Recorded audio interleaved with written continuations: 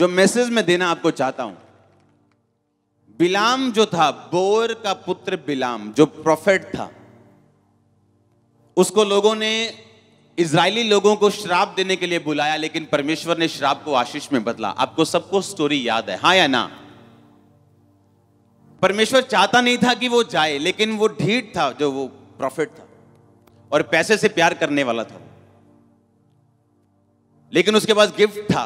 इसलिए मैंने आपको बोला, प्रोफेसी बहुत बड़ी बात नहीं, पर अगर आप तौबा में कर रहे हैं और आप तौबा में रिसीव कर रहे हैं, ये बड़ी बात है। क्या कहा मैंने?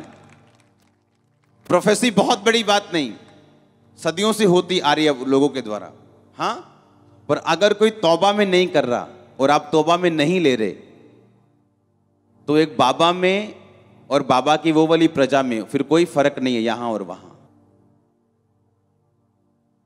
पब्लिक भी प्रोफेसी लेने के लिए आ रही, उसे कोई मतलब नहीं है बाबा को कि वो दारू छुड़वाए इनकी या इनसे पाप छुड़वाए।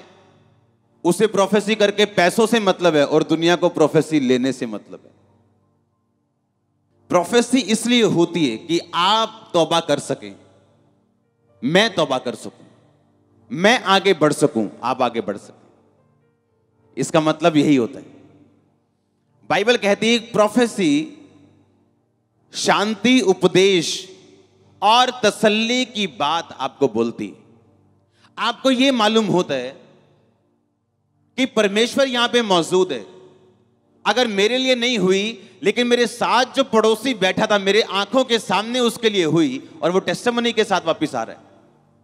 इसका मतलब यह है कि परमेश्वर जीवित परमेश्वर है और मुझे तौबा करके उसके साथ रिलेशनशिप में आना चाहिए। मुझे तौबा करनी चाहिए। जो कमियां, जो गुनाह अभी भी हैं, मुझे उन्हें छोड़ देना चाहिए। जब परमेश्वर बात करता है, जब प्रोफेसी देता है, तो डर लगता है मेरे को कभी, खासकर जब देशों के लिए या इंडिया के लिए ऐसे होती है।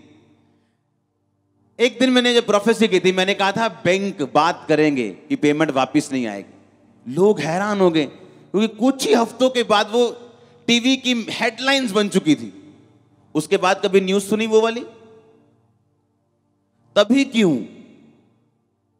क्या हमें यकीन नहीं आया कि परमेश्वर था वो जिसने बोला था? हालेलुया। याद है वो प्रोफेसी के नहीं?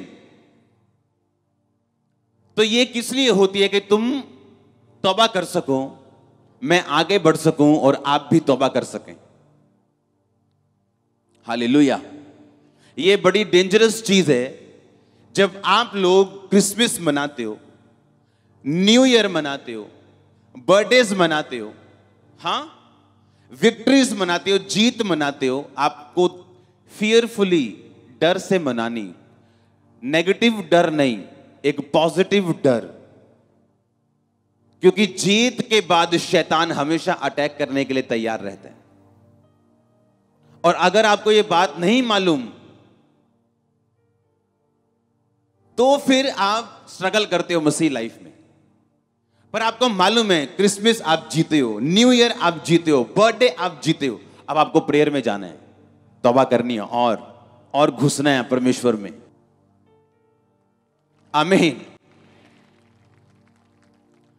वो वाली जनता नहीं बनना जो हर टाइम बस सोच रही है कि सब कुछ हमारा आसमान में ही है। हमें अलर्ट रहना है। बाइबल कहती, श्राप तो नहीं दे पाया बिलाम। गिनती की पुस्तक में मैं आपको पढ़ के सुनाता हूं हुआ क्या। बिलाम उनको श्राप नहीं दे पाया क्योंकि प्रभु का हाथ उन पे था, हां या ना? आज कोई बाबा, आज कोई तांत्रिक आपको गिराना चाहे, नहीं गिरा पाएगा।